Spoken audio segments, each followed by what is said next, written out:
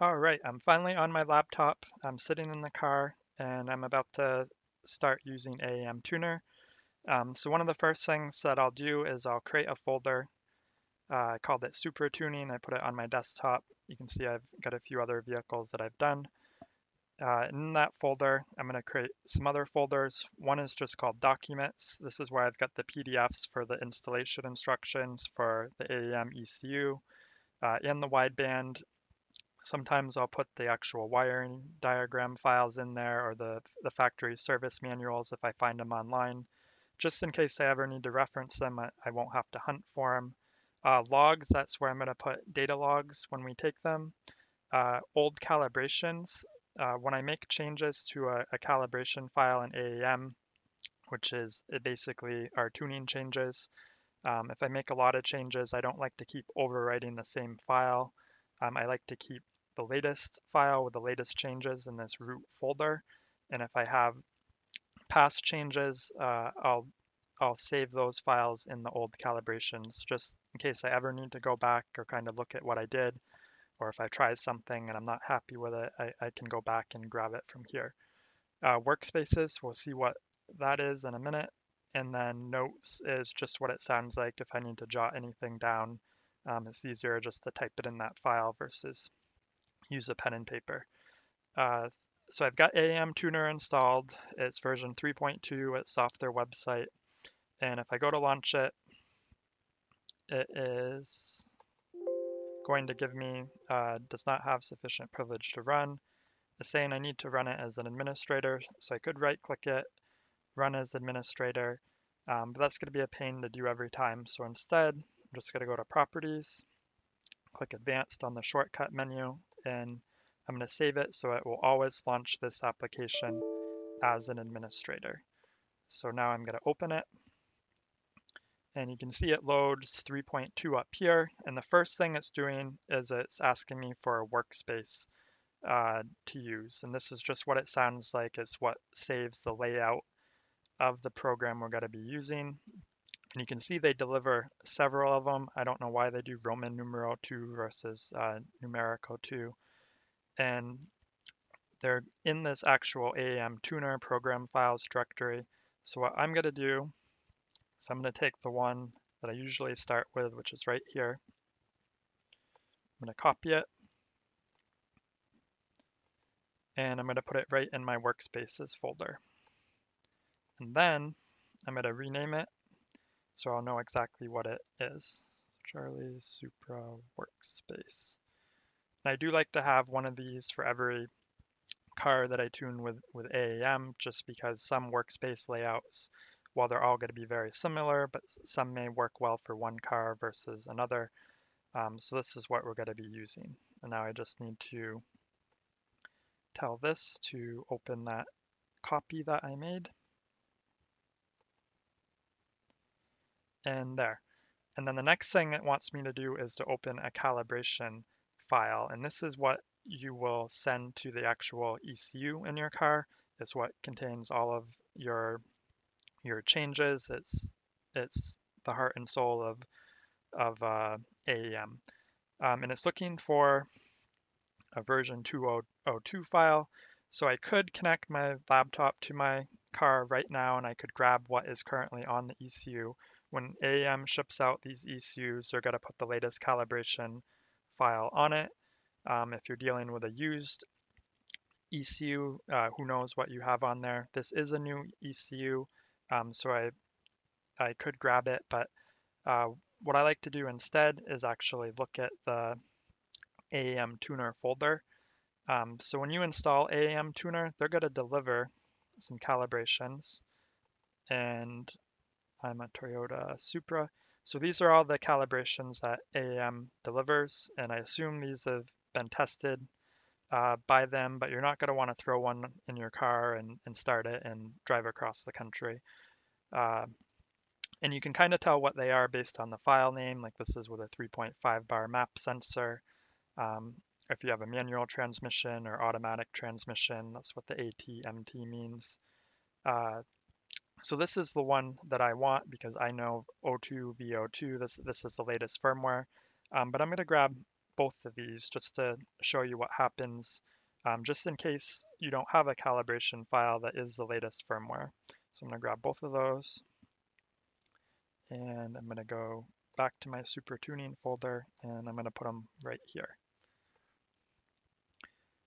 So I know this is the latest firmware. How do I know that? I'll show you in a little bit. Let's pretend that I don't have a Supra file that is the latest. It's this older firmware. It's from a few years prior. That's not a huge deal because you can grab that and you can update it. So it should be showing here if I go to all files.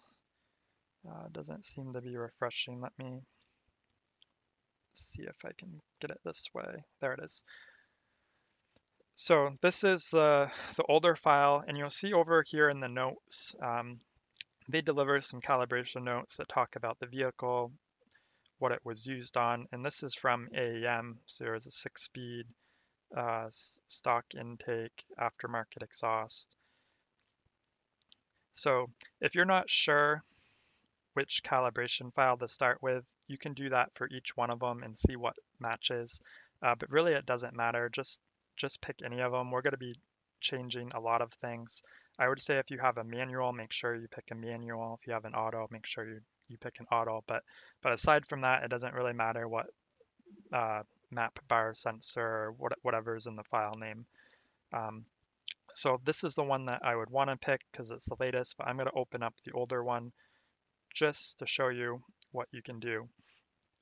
So if you wanted to convert this to the newer one, you can go to Tools, Convert Current Calibration, and it's going to ask what firmware do you want to convert it to. And this is another way of knowing that 02 V02 is the latest because it's the last one in this list. So we're going to convert this to the newest firmware. It's going to use this script. These are scripts AEM delivers. You don't have to worry about any of that. And we're going to tell it to convert. So it's converted. It wants to save this file somewhere.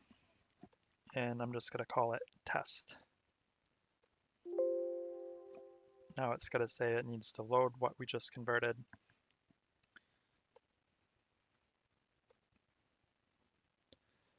So back in the Supra tuning folder, this was the old calibration. This is the one we just converted it to.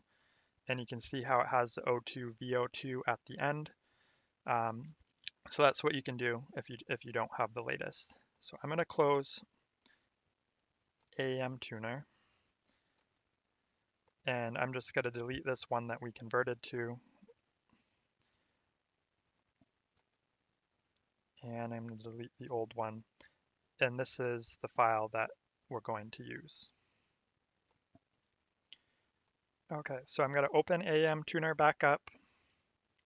And again, it's asking me for the workspace, but you can see it's defaulting right to that directory and the last one that we use. So I'm going to say open, and then it's going to ask for the calibration file again.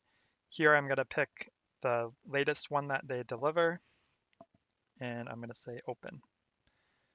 So AEM can look a little bit intimidating when it pops up. You've got a bunch of tabs here and a bunch of menu options, but it's really not that bad. I'm going to walk you through it. So the first thing let's do is let's just go into preferences, and there's some units that we're going to want to set here. So AFR gasoline, this is obviously a gasoline car. Fuel units. So I like to use pulse width. Some people like to use duty cycle.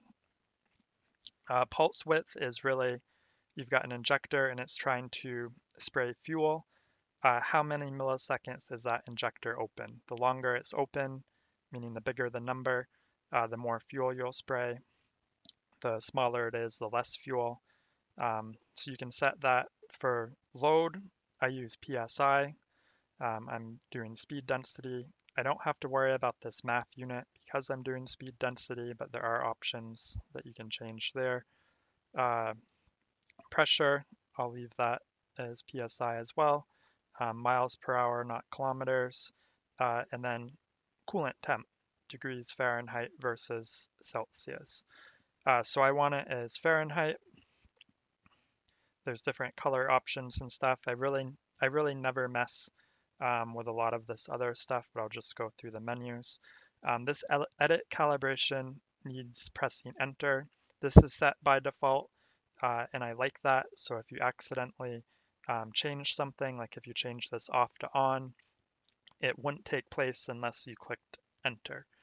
Some people may not want that, and that's that checkbox. Auto rescale, I leave that checked. And this is another thing I'm going to mess with right here. So at startup, you saw that it asked for my workspace again, and I don't want to have to constantly click OK there. So I'm going to tell it to load last loaded workspace. I'll still have it prompt for my calibration file, and that should be good. So the next thing in AEM Tuner I'm just going to show you are these calibration notes. And these are the exact thing that you saw when we tried to open the file in that right-hand pane. It'll kind of talk about the current calibration. So you can read through this. Personally, I'm going to wipe everything out, and I've got my own calibration notes that I want to paste in there. And this really just describes what this map is got to be for. It talks about my current turbo setup, because you wouldn't know that if you found this calibration file off the internet or if someone sent it to you to look at. So I'm going to put my own notes in the calibration notes, and these notes are associated with the file. If I flash this calibration file to the ECU and somebody else hooks their laptop to the ECU and reads the calibration file, they're not going to see these notes. But if they had the actual file that I sent them, they would be there. There is this calibration ID cal, and you can see it says, unlike calibration notes, the calibration ID can be saved on EMS. So these are notes. You are limited based on the number of characters, but you could add some stuff here, and these would be associated with the file. So if someone else grabbed the file from your ECU, they would see those notes. And it's worth noting that it's not unusual for these to get cleared out. So I have this calibration file right now. If I flash it to my ECU, and those notes are still associated with that calibration file. But if I hook my laptop up later on, and instead of reopening my latest calibration file, and instead I just read the map back from the ECU and I save it as a new file, I've done that before, and those calibration notes clear out. It's not the end of the world. You can put them back, and that's kind of why I keep them in this notes folder as well in my Supra tuning. So the next thing we're going to do is we're going to look at the actual setup wizard. And there are a ton of options here that we need to go through, and these will vary by car, but I am using the stock TT coils. They're Denso. And a lot of times this stuff is going to be fairly intuitive, except for a few things. For injectors, I'm not using the Supra stock injectors. I'm using some Delphi 1000cc injectors. And you don't want to just pick any one in here that says 1000cc. I know that Delphi and PTE are the same injectors, so I'm going to pick this. And this does mess with the battery offset table, and I will go over that in a little bit. So I'm going to select those. I'm going to click apply on each thing that I change. I don't have secondary injectors. The two-step stuff we can leave for now. For the intake air temperature sensor, it is this one. It's the AEM one. It looks like it's also the same as the GM one. That's why it's matching the two of them.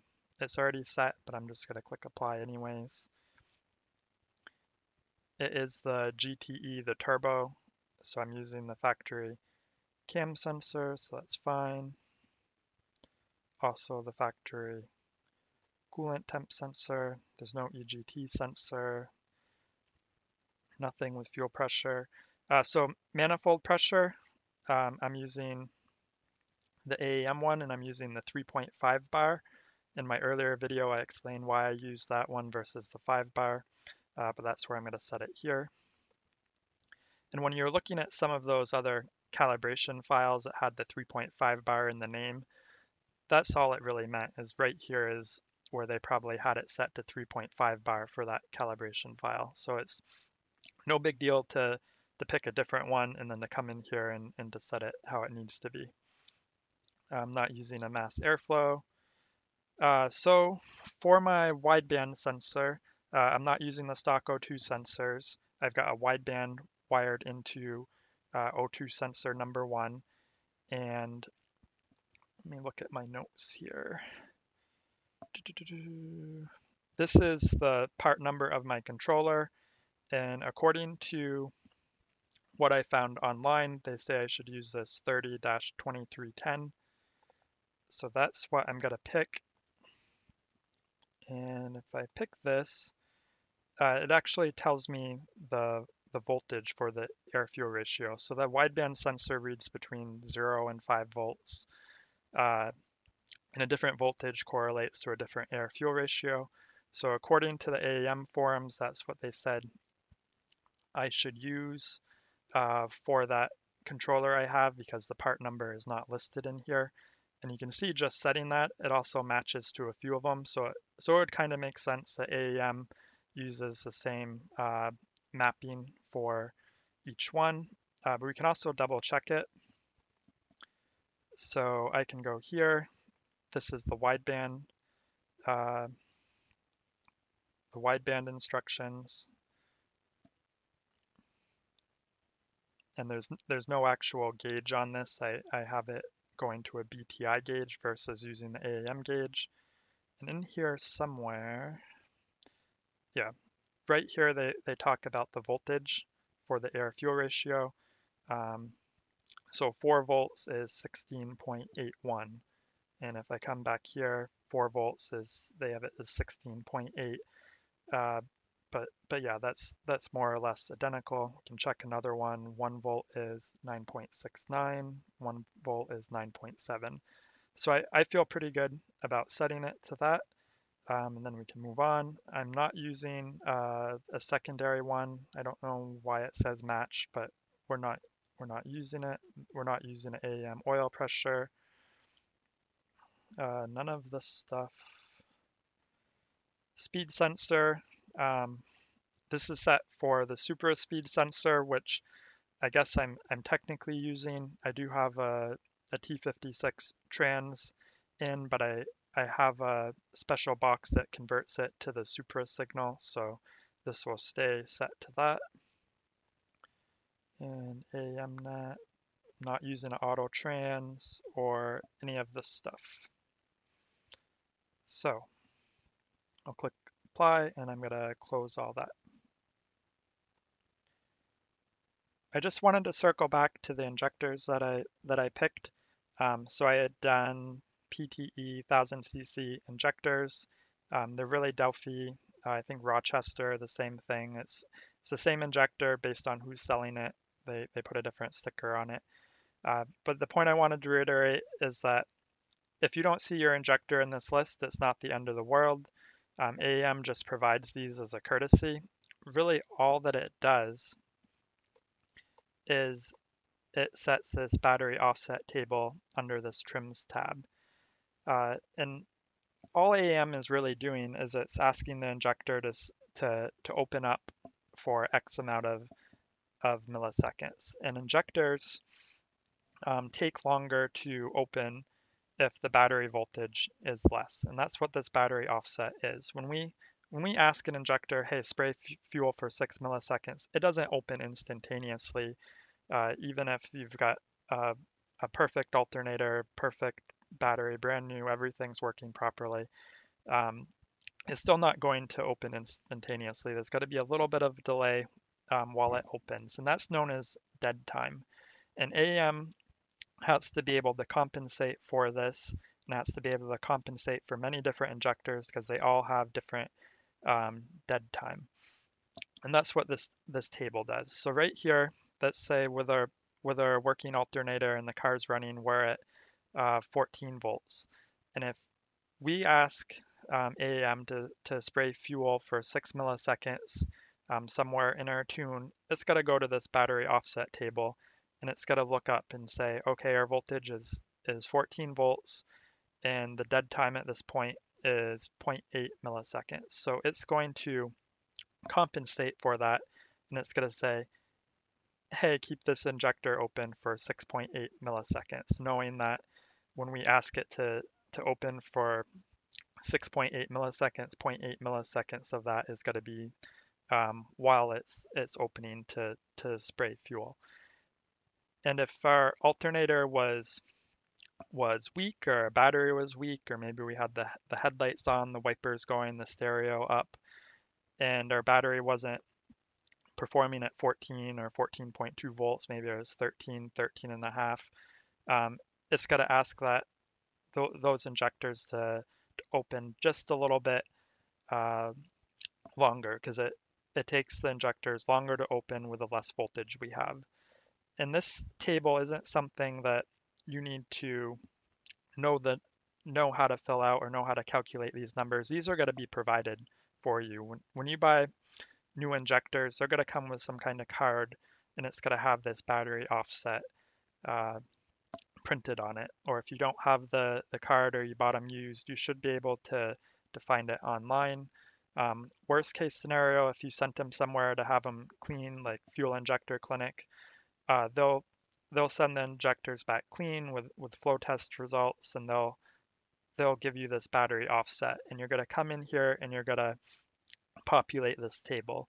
And if you have injectors that are in the wizard and you choose it, it's going to set this table accordingly. And even if you do have injectors that are in the wizard, it doesn't hurt anything to use Google, see if you can find what the battery offset is from the manufacturer online, or see if someone else has posted it. It doesn't hurt to compare it to what you have here. But it is important to fill this out to get it correct, because based on the injector you have, and based on the battery voltage, and based on the dead time of those injectors, this is what allows AEM to be able to control any type of injector you want to put in here. Since we're on the topic of fuel, the next thing I want to deal with is setting up the fuel pump in AEM. If you recall from the first video where I talk about all of the sensors and I go over hot wiring the fuel pump, I've removed my factory fuel pump controller. There's one in the back of the car that would normally get a signal from the ECU, and it would have two outputs. One would run the fuel pump at low speed, one would run it at high speed. I've got that bypassed, the controller is no longer there. And instead, I've got a wire running from the ECU to trigger a relay, which will hot wire signal from the battery directly to the fuel pump. And if you recall from the AEM instructions, they mention you can do this, and they'll give a warning. They'll say, hey, don't use pin 22A. That was meant to control the factory controller. They're saying it's some pulse width signal. Don't use that. It can cause damage. Instead, use a different low side output. So they recommend using low side output 9, which is available on pin 68B, if you're going to control a relay to hotwire the fuel pump. And I couldn't use that pin because there's no wire running to it on the ECU connector. So instead, I use low side 2. And I've added that. You can actually see it right here in the calibration notes. Stock fuel pump controller has been removed, is now hotwired using LS2 output, 72B on the ECU. So I need to set that up, and you can configure the pin outputs under Tools, Configure Outputs. And the first thing I want to do is go down here. This must point somewhere to that 22 pin it was talking about, but that's not controlling my fuel pump. And I press enter after making the change. Instead, it's LS2 low side 2, and this is fuel pump. And click enter, and I'm going to enable this. and it's going to prime the fuel pump for 2 seconds. So when I turn the ignition on, if I don't continue cranking and starting the car, the fuel pump will prime for 2 seconds and then shut off. If I start it, it'll obviously uh, prime and stay on while the car is running. And it did throw in some other stuff up here, but these were all set kind of to the lowest value. Um, they're not going to make a difference. If this was something other than a fuel pump and you wanted this pin to be enabled, uh, let's say when like the boost was above 10 psi for a meth pump or something, you could tweak this stuff. But this is all set to the lowest. It's not going to make any kind of difference. It's basically saying, hey, always enable this. So I'm going to close this. All right, one last thing that I want to check is the actual coils. So if we go to tabs, it's not shown here, so we got to go to hidden tabs, and we got to go to coils / injection. So the injectors right here, we've got 6 injectors, and the Supra has 2 NOx sensors. So these 3 work off this NOx sensor, these 3 work off the other. The O2 feedback for all of them, we've got 1 wideband sensor in this car, so it's got to be set to this. But if you had 2 widebands installed, you could set these to the other wideband sensor if you wanted to put one in each bank. It doesn't really make sense on a Supra that's single turboed because uh, all the exhaust ports collect in the same header and they go down the same downpipe. If you were twin turbo and you had 2 different turbos with 3 cylinders feeding each, you may want to run 2 wideband sensors, but even then you could still run one wideband sensor downstream. So I'm just pointing that out in this menu. And now that's pretty much everything. The next thing that we're going to need to do is connect to the car. So what I'm going to do is save this calibration file. You can see down here it's got the asterisk because it hasn't been saved. But I'm going to go to save calibration as, and I'm going to rename this to something a little bit more meaningful. Charlie Supra. And I'm going to save this right here. And that goes all the way back to my Supra tuning folder. And this old one, which is no longer in context because I just overwrote it, I'm going to rename to be something more meaningful as well.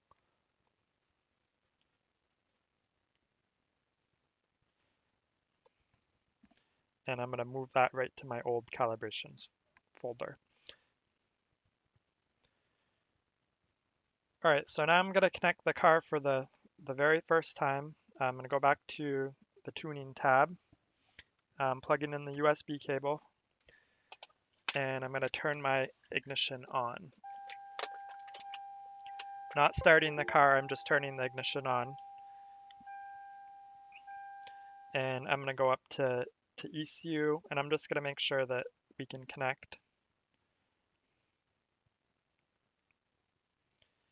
And the first thing it did is you saw it said receiving calibration. So it just downloaded the calibration that was on the ECU. So I'm just gonna save this as well. ECU calibration delivered on ECU, just so I have it.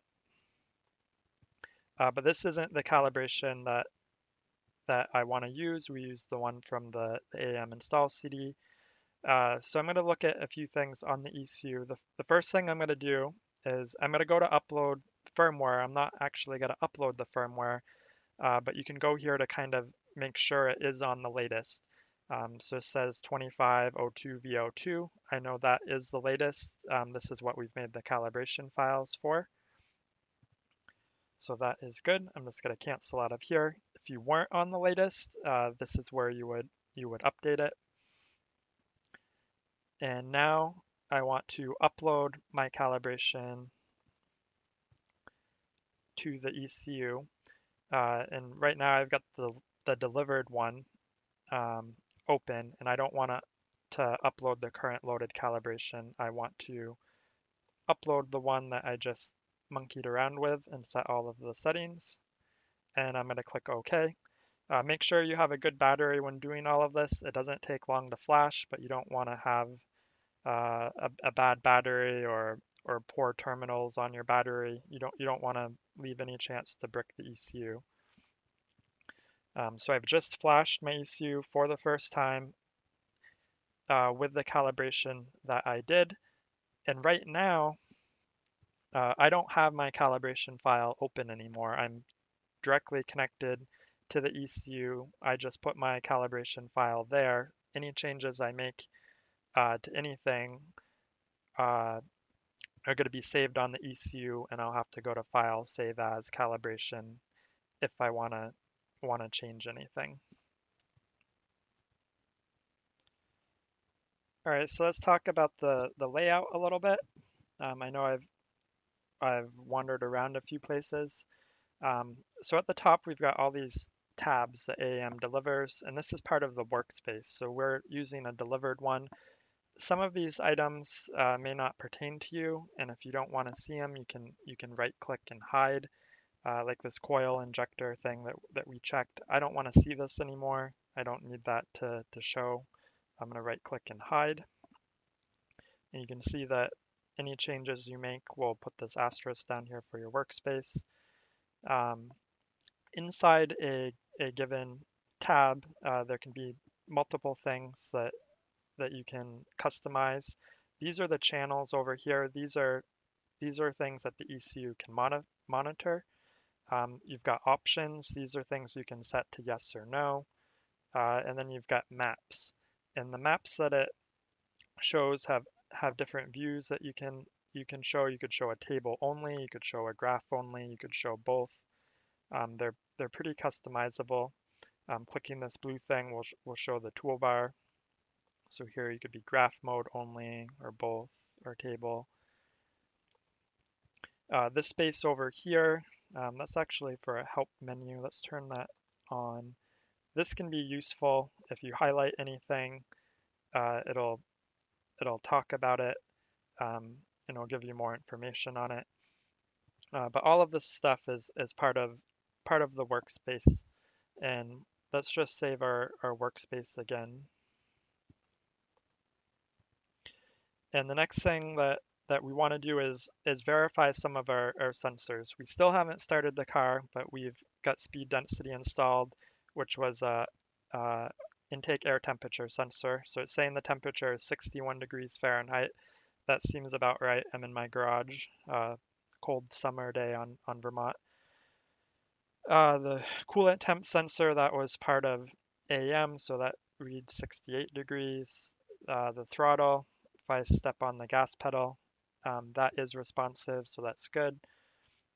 The engine load, I can see that dancing around a little bit. That's the map sensor, so that seems fine. Once we start it or see the car in vacuum, we'll better tell if that's working properly, but just the fact that it's moving is good. And then the O2 sensor, the wideband's another thing that we have installed. So it's saying 17.9 AFR. There's obviously no fuel that it's reading right now because the car isn't started. So it's leaned right out. The higher that number is, the more lean it is, the lower it is, the more rich it is. So to me, the sensors seem like they're fine. Let's calibrate the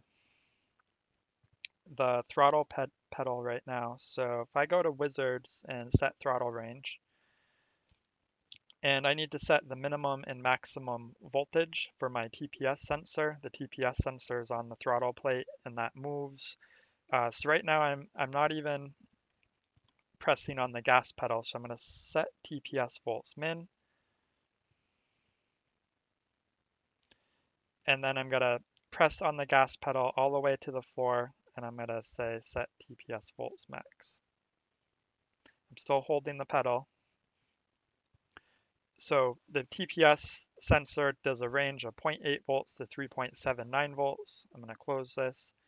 And now my throttle range over here pretty much goes through the full spectrum.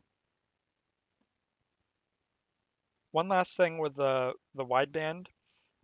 So I'm going to be using a BTI gauge to communicate with the ECU, and it's going to show me anything that the ECU can read. But a lot of people will use an actual AEM wideband gauge in their car, and that wideband gauge will show them the air-fuel ratio, and then the ECU's also got to know the air-fuel ratio.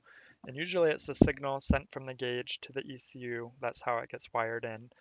And it's not uncommon for the air-fuel ratio that you see on the gauge not to match what is in AEM.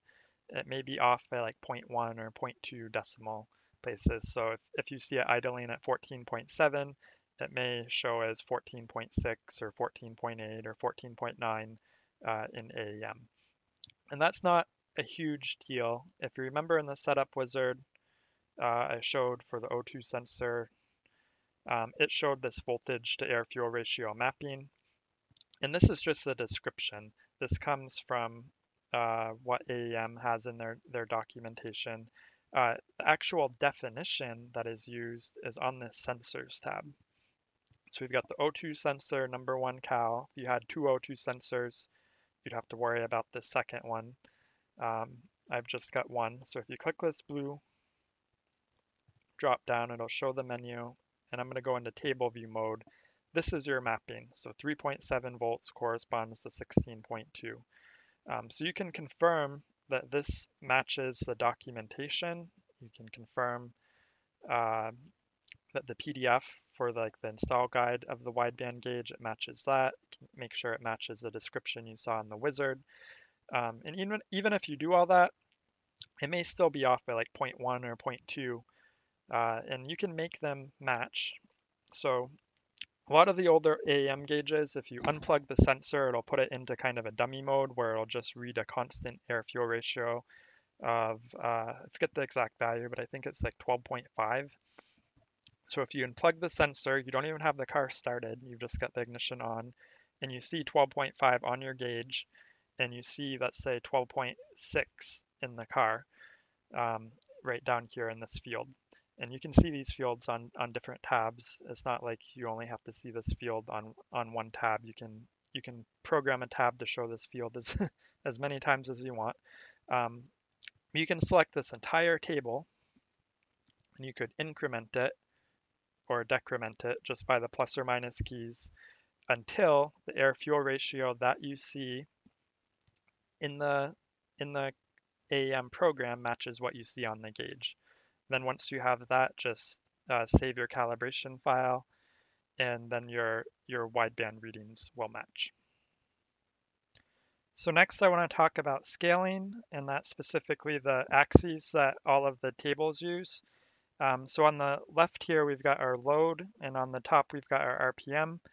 Let me just switch this to table view mode only, so it's a little bit easier to see. And you can see that this goes up to 9,000 RPM. My car redlines at 8,000 RPM, so these last two columns I don't really need. I could adjust the scaling so it doesn't go as high, and I could benefit from having an extra column or two to work within the map. The same goes with the load. If you're naturally aspirated, you wouldn't have any of these boost values, so you could eliminate this entire top section. You could adjust the scaling, and instead of having only 5 rows to work with for your fuel map, you'd have the entire table. So that's what I'm going to do. And you can't make these changes while you're connected to the ECU. It's something you should do offline. I think it'll even prompt a warning if you try to do it. So I'm just going to save this calibration. I'm going to overwrite the one that we have, and then I'm going to disconnect from the ECU. And now I'm going to go ahead and start adjusting these. So I like to do every 400 RPMs at the top. And for that, I've already got them kind of pre-done, so I'm just going to copy paste the whole thing.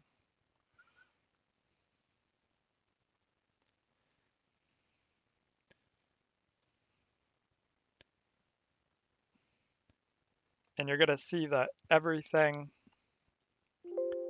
below it, so it's prompting this warning, okay. It changed all of those values, and then it auto did the calculations for everything below it to compensate. Now I'm going to save this,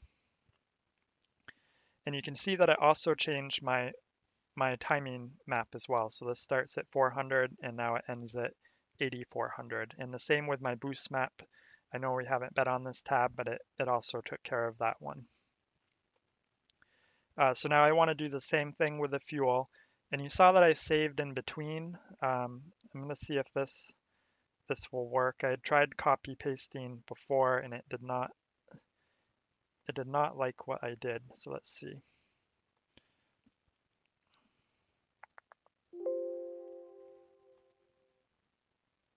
Yeah, I did the same thing before. So I'm going to Control Z to undo that.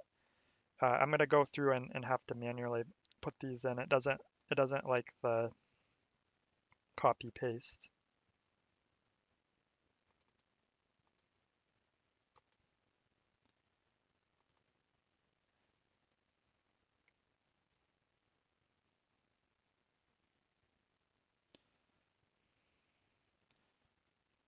I think that's why it doesn't let you type in a value for the load. You can only do plus or minus, so that's probably why it didn't like the copy paste.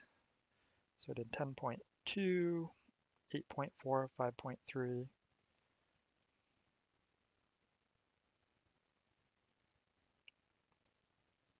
And you can see over on the right, see these values that are turning blue, those are auto calculating.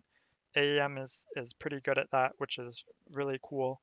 I remember when I first did this on my 3000 GT tune, I'd already dialed in my map and I was worried that it was going to overwrite, and I used Excel and it took me a while, and I came up with my own kind of algorithm of what the values would need to change to, and I changed the axes, and it calculated everything just how I thought it would. So I don't even bother with that anymore. So 7.2, 10.3. And if you do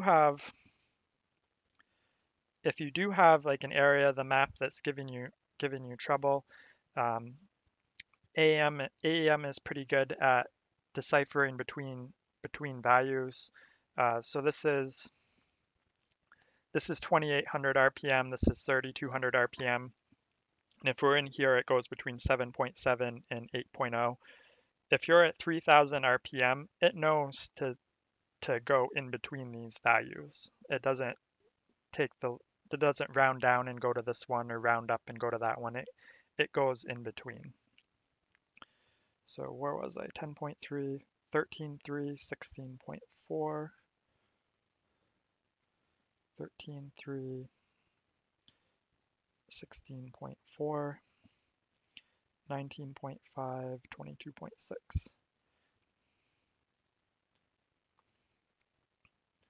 This may be painful to watch, so if you want to skip forward a little, you can. 25.8. And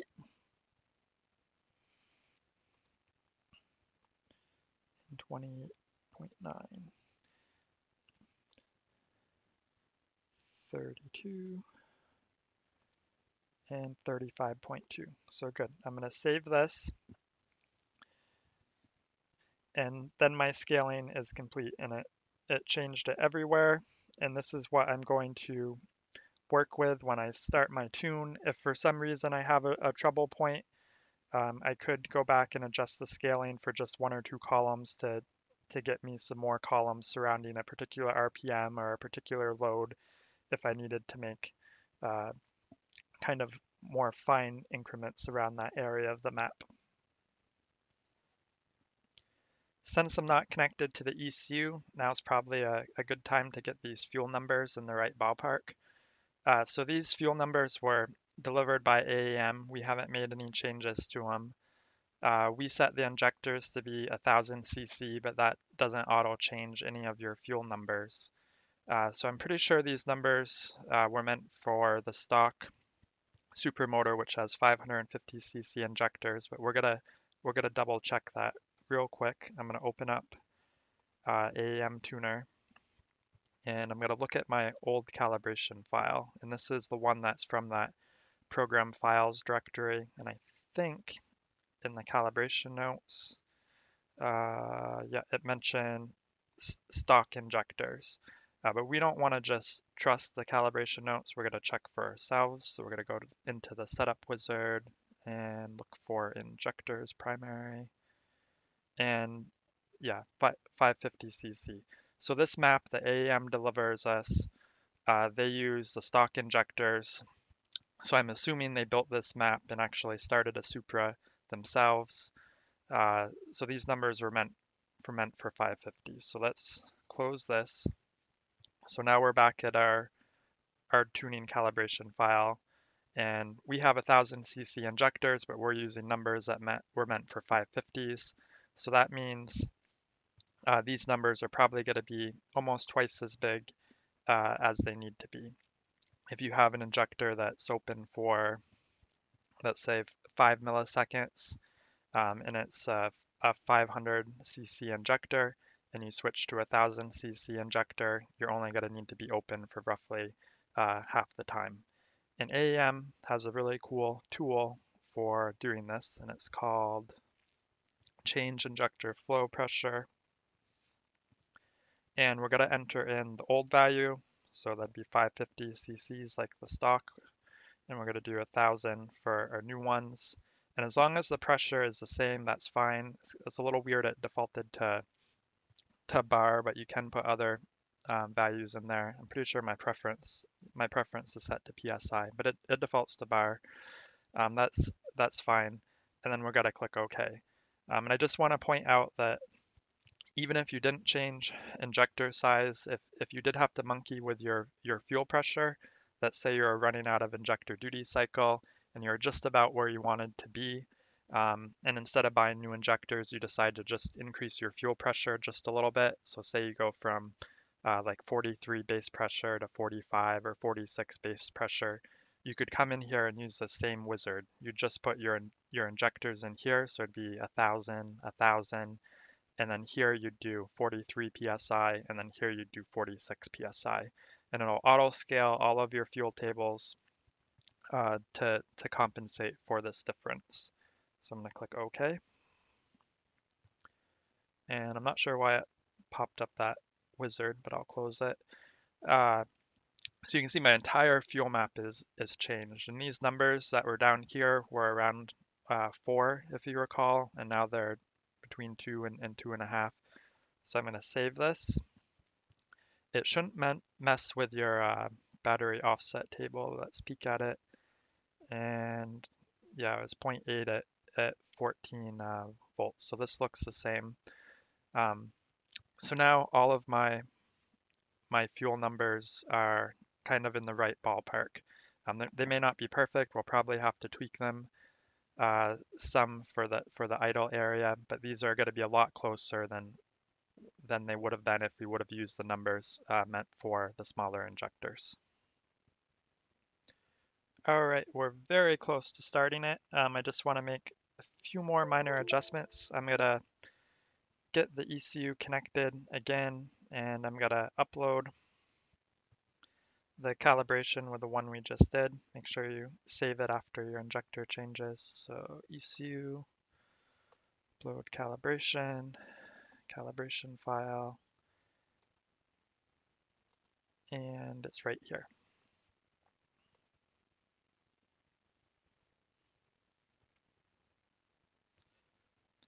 Then it's just got to read it back. All right, so all of our injector changes are on there. I just want to go over a few things, the last few things we want to check before starting the car.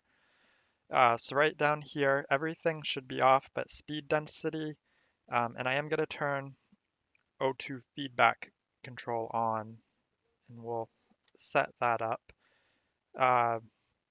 Let's go through, let's just peek at the limiters. This is, so some of this workspace, you can see it looks a little wonky. There is a way to tell it to auto arrange displays, and that'll clean things up a little bit. It's pretty handy.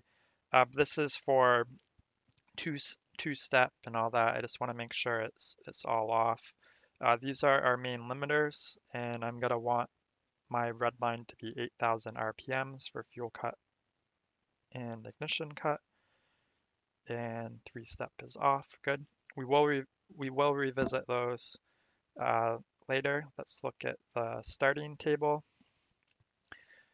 and we're gonna spend some time on this too. So I don't like these gauges here. I don't know why they do that. It's probably just to look cool. I'm gonna close this.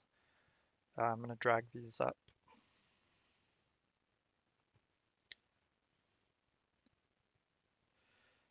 So this is saying our fuel pump will prime for 2 seconds, and you probably recall in the output config we set that.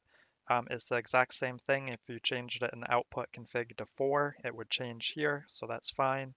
Crank advance. This is the timing it's got to run while it's trying to start. That's fine. Crank inject all, you can see over here it gives you a description. This is an initial pulse of fuel to all the injectors right before you start it, and I'm going to want that on. Most cars have that on.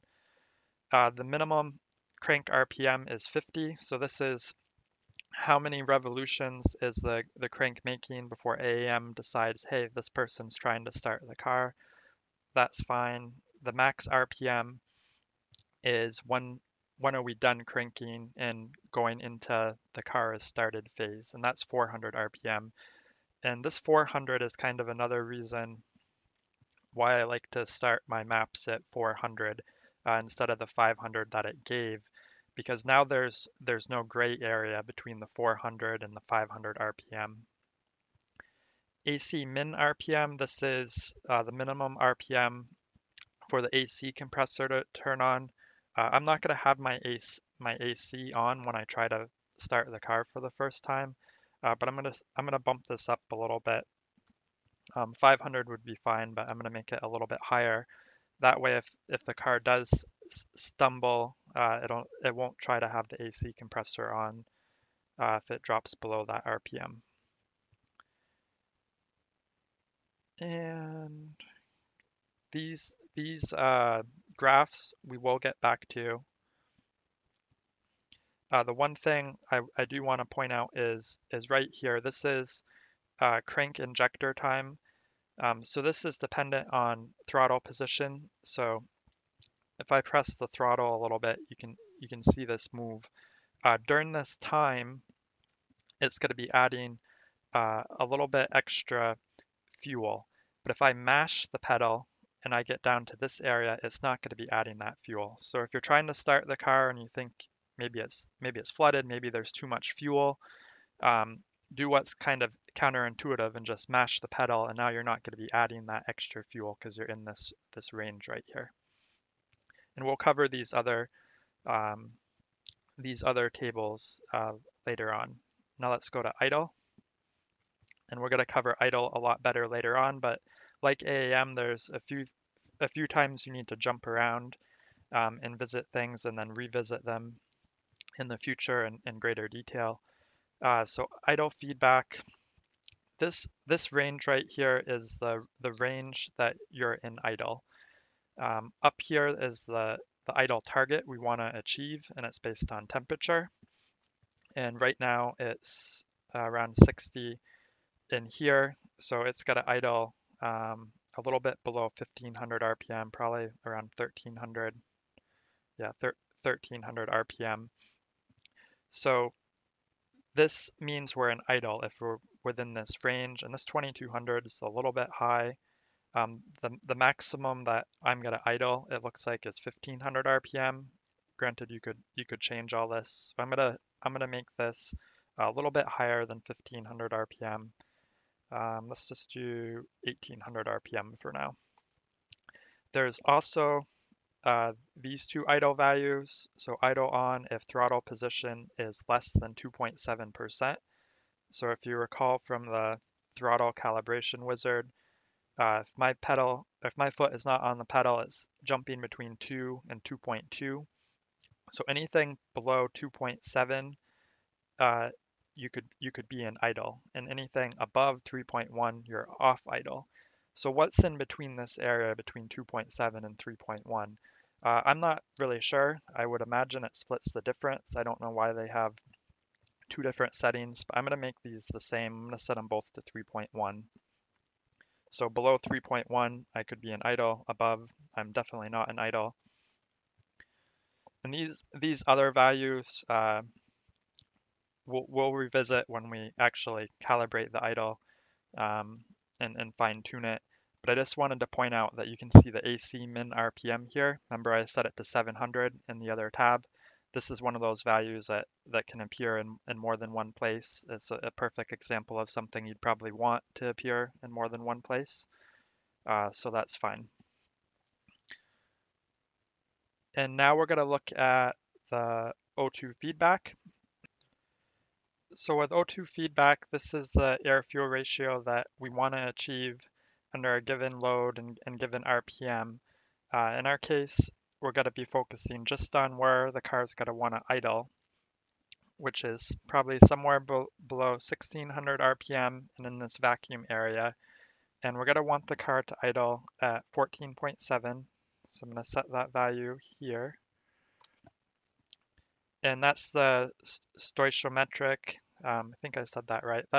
That's where normal gas burns efficiently. I think it's something like every part of fuel to every part of air gets totally consumed at the 14.7 air-fuel ratio, so that's why we're doing that.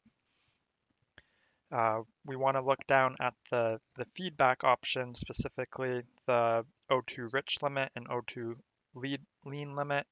So this 10.2 means we want to achieve this 14.7 air-fuel ratio, and if the wideband was reading 15.4, it'd be a little bit lean. This is the amount of fuel that we'll let it add to try to achieve this target ratio of 14.7. And just like the exact opposite, the lean limit will take away fuel. And I'm not sure why one is more than the other, but we're gonna set this to negative 10.2 so that it can take away and add the same amount of fuel to try to achieve this value. And the rest of these we'll cover more detail later on. This target table, we're going to revisit, and we're going to spend a lot of time just getting it cleaned up a little bit and better. This is probably what you want to spend the most time on, because once you have this dialed in, tuning fuel for a car is actually pretty easy with AEM. Let's peek at the boost tables. We just want to make sure that this is all zeroed out. We're going to run wastegate pressure for now when we start the tune, and then once we get that under control, we'll raise the boost, and that's not until a later day. So back to the tuning tab. That same area that we just touched in the O2 target table, we're going to touch here as well. You can see it goes between 19.9 and 22.4. I want this area to all be the same because this is where it's going to idle, and I'm just going to set it to 20. Looks like it auto changes it to 19.9. This is we want it to be the same because when a car idles, one of the things that idle feedback can do is it can increase or decrease the idle by advancing or retarding the timing, and just keeping this all the same is one less variable in the equation. So we'll keep that at 20. And then this area of the fuel map, this is what we're gonna monitor. And these times again are how long do I keep that injector open for. The target table is what we're trying to hit, which is 14.7.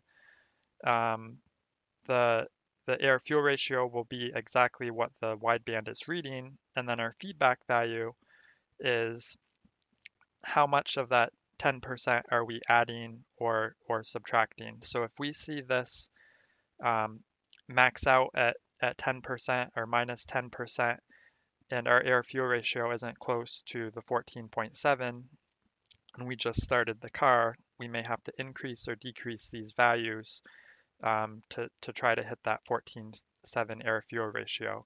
And as we increase them or decrease them and get them better, get it closer to what we want, we're going to see that the feedback value is actually going to decrease as well because the amount of time that we're keeping those injectors open ends up getting closer to the right amount of time they need to be open to hit the desired air-fuel ratio that we want.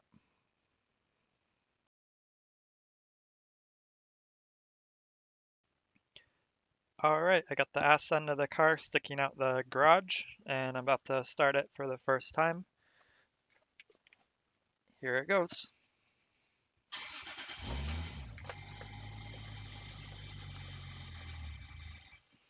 And it died. Let me try it again.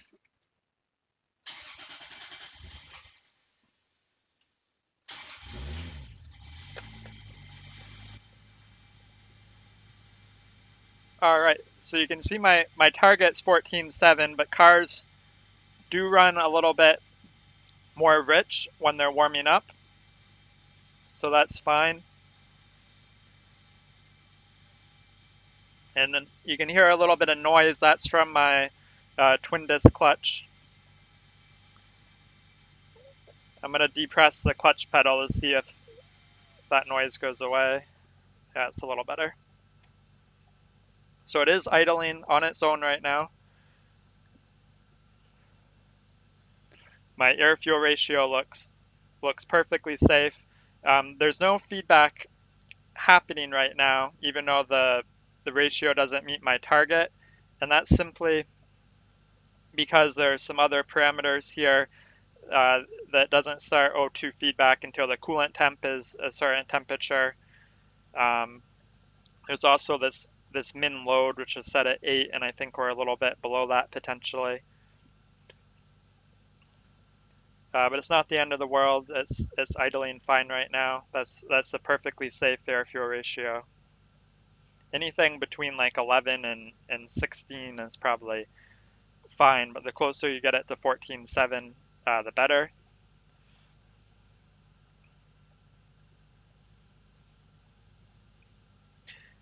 And it did take me 3 times starting the car. I kind of started, ran for a little bit, died, did it again, and then a 3rd time. So we're going to circle back to the start tables.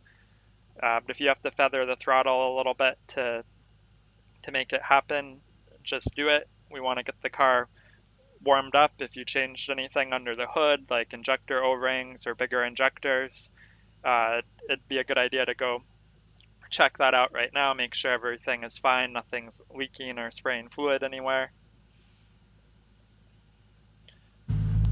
So here we are, it's idling on its own. Engine's actually pretty quiet. I did put the bigger injectors in and all new Viton O-rings. I don't see anything spraying or leaking, which is good.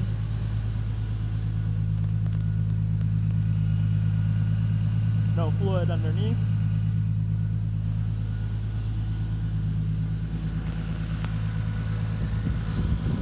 See my fuel pressure is just above 40 with it running and that vacuum line's hooked up.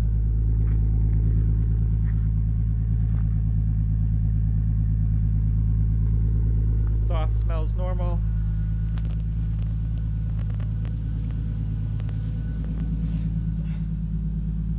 Those are those Stewhagen gauges, really recommend. And that's the BTI gauge I've mentioned. I don't have that hooked up yet, but it does power up. But that'll show me air fuel and stuff once I configure all that.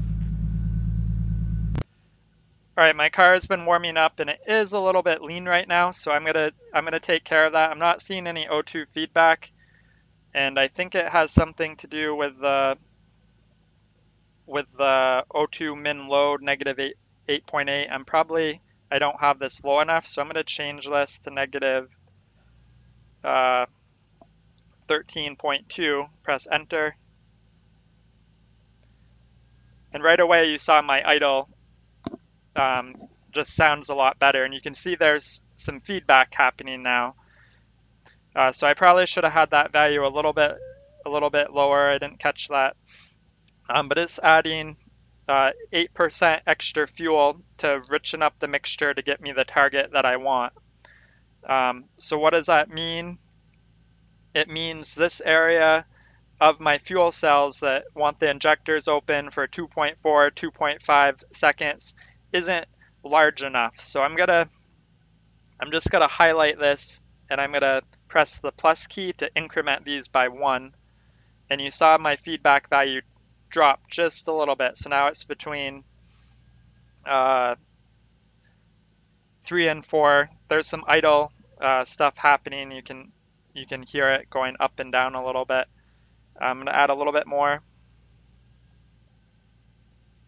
And the more fuel I add here, the closer I get to my target, the less this feedback value is. And I can see it fluctuating 14.6, 14.8. So it's kind of going on each side of that target, and being off by 0.1 or 0.2 or 0.3 is perfectly fine. So I'm okay with this for now. So I'd say this was a success. Hindsight, when you start your car and let it warm up, and we were setting this feedback value to the plus 10, minus 10, we probably should have looked at the min load, max load, and set the min load so it would have covered these lower cells. But that's okay. It's idling fine now, and I think we're good to go forward and get the timing synced and then work on our tune.